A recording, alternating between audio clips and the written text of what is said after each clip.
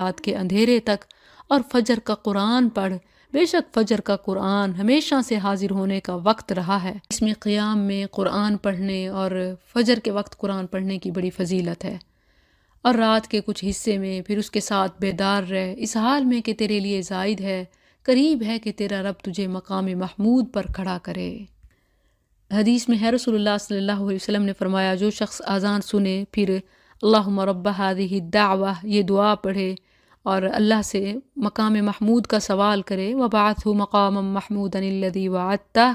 تو روز قیامت اس کے لیے میری شفاعت واجب ہو جائے گی۔ وقل رب ادخلنی مدخل صدق واخرجنی مخرج صدق واجعل لی من لدنک سلطانا نصیرا، اور کہہ دے میرا رب داخل کر مجھے سچا داخل کرنا، اور نکال مجھے سچا نکالنا، اور میرے لیے اپنی طرف سے ایسا غلبہ بنا جو مددگار ہو۔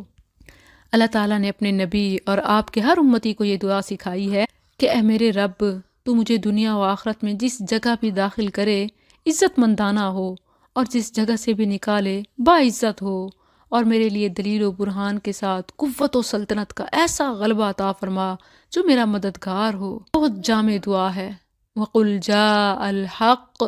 اور کہہ دے حق آ گیا اور باطل مٹ گیا، بے شک باطل مٹنے والا تھا۔ اللہ تعالیٰ نے یہ آیات پہلے ہی نازل کر دیں۔ رسول اللہ صلی اللہ علیہ وسلم جب فاتحانہ شان سے مکہ میں اور پھر کعبہ میں داخل ہوئے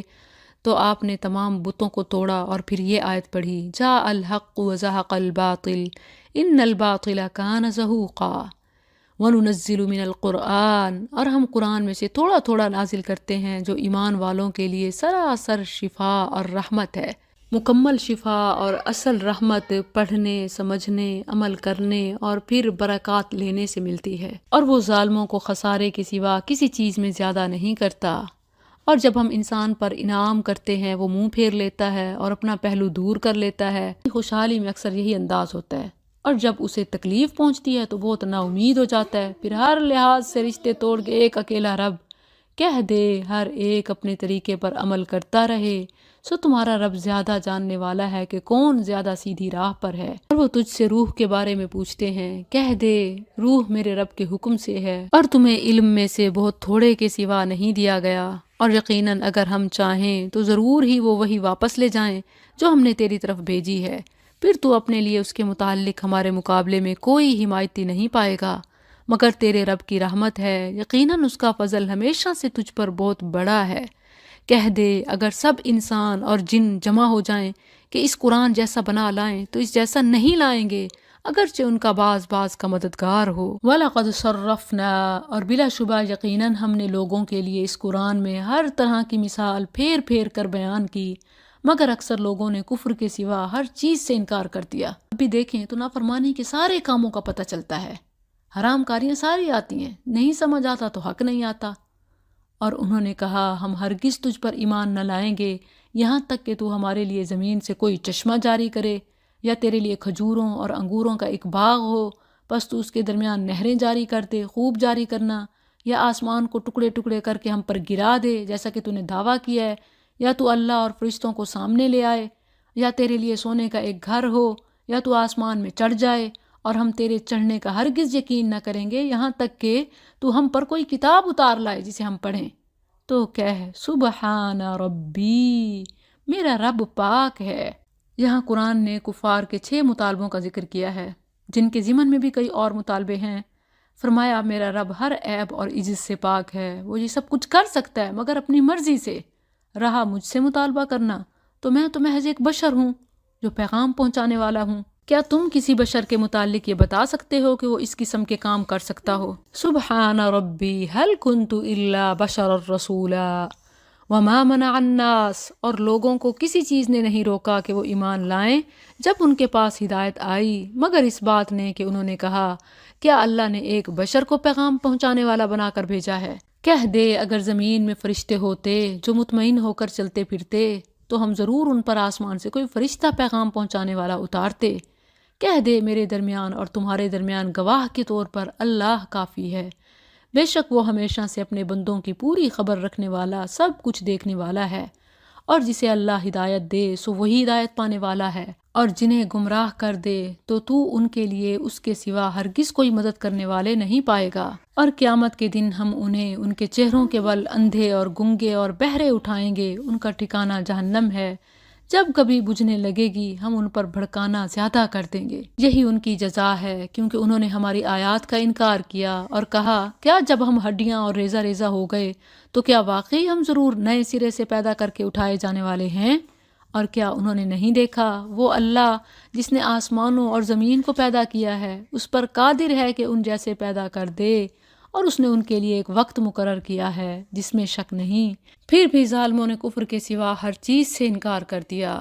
قل لو انتم تملکون، کہہ دے اگر تم میرے رب کی رحمت کے خزانوں کے مالک ہوتے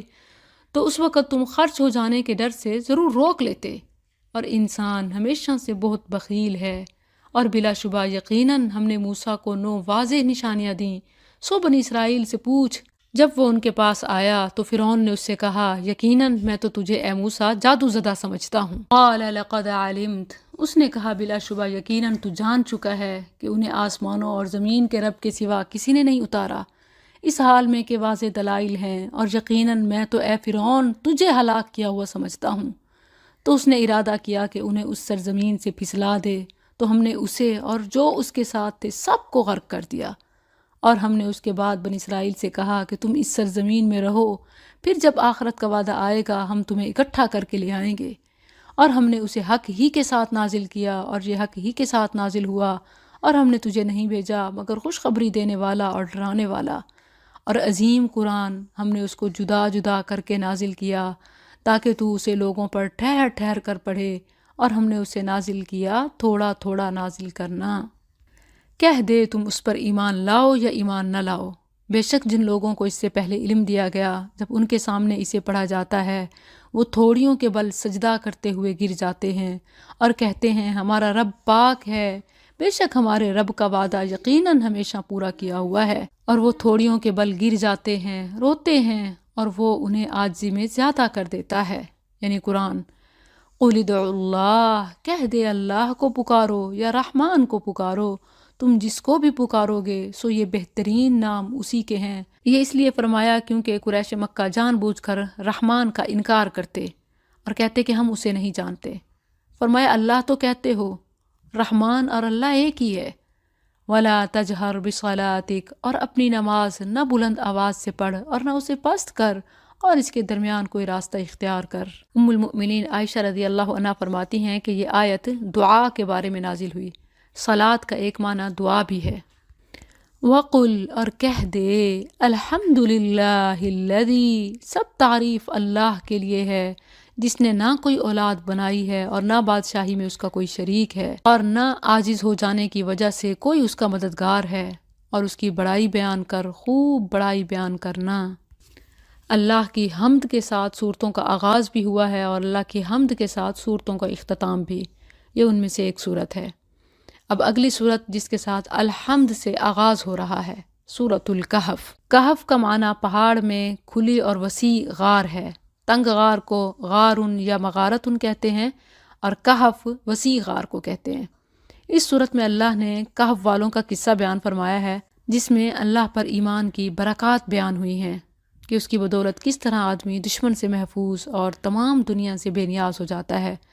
اور اس میں حق کہنے کی کتنی جرت پیدا ہو جاتی ہے، اور اللہ اپنے بندوں کو کیسے عجیب طریقوں سے عزت و کرامت عطا فرماتا ہے۔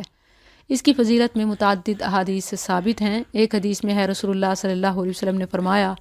جو شخص سورہ کہف کی شروع کی 10 آیات حفظ کر لے وہ دجال کے فتنے سے محفوظ رہے گا، اور اسی طرح ایک روایت میں آخری 10 کی بھی یہی فضیلت آئی ہے۔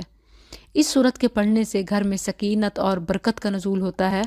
برا بن عازب رضی اللہ عنہ بیان فرماتے ہیں کہ کان رجل یقرأ سورۃ الکہف، ایک آدمی سورہ کہف پڑھ رہا تھا، اس کے ایک طرف ایک گھوڑا تھا جو 2 رسیوں سے بندھا ہوا تھا،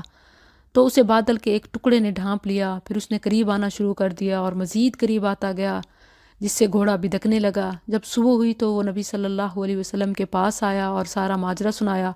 تو آپ نے فرمایا یہ وہ سکینت تھی جو قرآن کے ساتھ اتری۔ اسی طرح بعض روایات میں جمعے کے دن اسے پڑھنے کی بھی فضیلت آئی ہے، جبکہ کچھ بعض محدثین نے اسے ضعیف بھی کہا ہے۔ مکی صورت ہے، بسم اللہ الرحمن الرحیم، الحمدللہ، سب تعریف اللہ کے لیے ہے جس نے اپنے بندے پر کتاب نازل کی اور اس میں کوئی کجی نہ رکھی، بالکل سیدھی، تاکہ وہ اس کی جانب سے آنے والے سخت عذاب سے ڈرائے اور ان مومنوں کو جو نیک اعمال کرتے ہیں خوشخبری دے کہ بے شک ان کے لیے اچھا اجر ہے جس میں وہ ہمیشہ رہنے والے ہیں، اور ان لوگوں کو ڈرائے جنہوں نے کہا اللہ نے کوئی اولاد بنا رکھی ہے، نہ انہیں اس کا کوئی علم ہے اور نہ ان کے باپ دادا کو، بولنے میں بڑی ہے جو ان کے منہوں سے نکلتی ہے، وہ سراسر جھوٹ کے سوا کچھ نہیں کہتے، بس شاید تو اپنی جان ان کے پیچھے غم سے ہلاک کر لینے والا ہے اگر وہ اس بات پر ایمان نہ لائے۔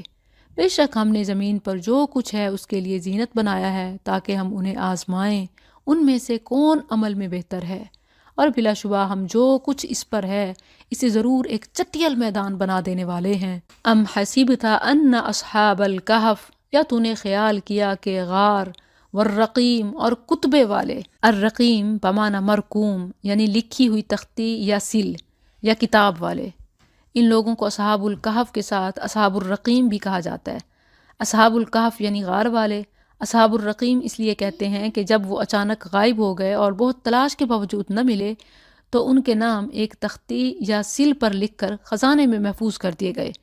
یا یہ کہ ان کے پاس شریعت کے احکام پر مشتمل لکھی ہوئی کتاب تھی۔ الرقیم دو بنا پر، ایک تو یہ کہ ان کا ریکارڈ پیچھے تھا کہ کبھی ایسے لوگ جو ہے نا یہ گم شدہ ہیں، ملیں تو ان کے بارے میں کیا کرنا چاہیے، اور دوسرا یہ کہ ان کے پاس شریعت میں لکھی ہوئی کتابیں تھیں، اس بنا پر اصحاب الرقیم کہلائے۔ کانوا من آیاتنا عجبا، ہماری نشانیوں سے عجیب چیز تھے۔ اذ اول فتیہ، جب ان جوانوں نے غار کی طرف پناہ لی تو انہوں نے کہا ربنا، اب یہ جو دعا ہے نوجوانوں کی، یوتھ کے لیے بڑا پیغام ہے کہ رب سے تعلق یوں ہونا چاہیے، کوئی بھی مصیبت ہو پریشانی ہو، ربنا آتینا من لدنک رحمہ، اے ہمارے رب ہمیں اپنے پاس سے کوئی رحمت عطا کر اور ہمارے لیے ہمارے معاملے میں کوئی رہنمائی مہیا فرما۔ فضربنا علی آذانہم، تو ہم نے غار میں ان کے کانوں پر گنتی کے کئی سال پردہ ڈال دیا، پھر ہم نے انہیں اٹھایا تاکہ ہم معلوم کریں دونوں گروہوں میں سے کون وہ مدت زیادہ یاد رکھنے والا ہے جو وہ ٹھہرے۔ نحن نقص علیک، ہم تجھ سے ان کا واقعہ ٹھیک ٹھیک بیان کرتے ہیں، بے شک وہ چند جوان تھے جو اپنے رب پر ایمان لائے اور ہم نے انہیں ہدایت میں زیادہ کر دیا، اور ہم نے ان کے دلوں پر بند باندھ دیا۔ جب وہ کھڑے ہوئے تو انہوں نے کہا ربنا رب السماوات والارض، ہمارا رب آسمانوں اور زمین کا رب ہے، لن ندعو من دونہ الہا، ہم اس کے سوا کسی کو معبود ہرگز نہ پکاریں گے۔ بلا شبہ یقیناً ہم نے اس وقت حد سے گزری ہوئی بات کہی، یعنی ایسی بات کہیں تو یہ تو بڑی زیادتی ہو جائے۔ ہؤلاء، یہ ہماری قوم ہے جنہوں نے اس کے سوا کئی معبود بنا لیے، یہ ان پر کوئی واضح دلیل کیوں نہیں لاتے؟ پھر اس سے بڑا ظالم کون ہے جس نے اللہ پر جھوٹ باندھا؟ اور جب تم ان سے الگ ہو چکے اور ان چیزوں سے بھی جن کی وہ اللہ کے سوا عبادت کرتے ہیں تو کسی غار کی طرف جا کر پناہ لے لو، تمہارا رب تمہارے لیے اپنی کچھ رحمت کھول دے گا اور تمہارے لیے تمہارے کام میں کوئی سہولت مہیا کر دے گا۔ یہ انہوں نے آپس میں مشورہ کیا اور پھر